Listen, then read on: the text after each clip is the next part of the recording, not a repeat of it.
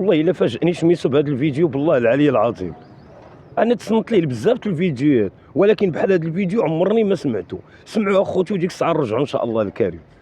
هذا داوه للحبس باش نقول لكم هذا ماشي راجل ولا زامل ولا لا انا ما نقدرش نحكم عليه.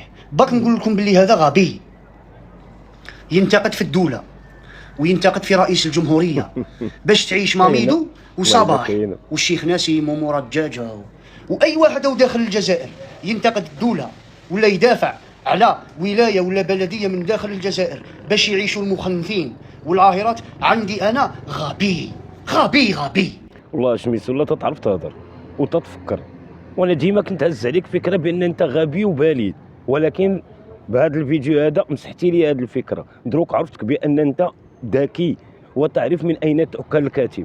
عندك برد عليا بصبع المبردع وكل البركه ديالك وعيش ممتع، وخلي بصبع المبردع يعيش تماره ويعيش في الطوابير.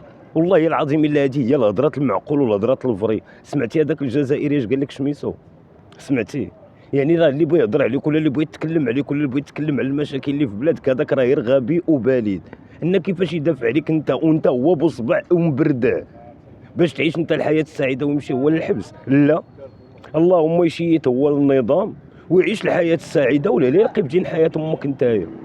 تصيب هذه.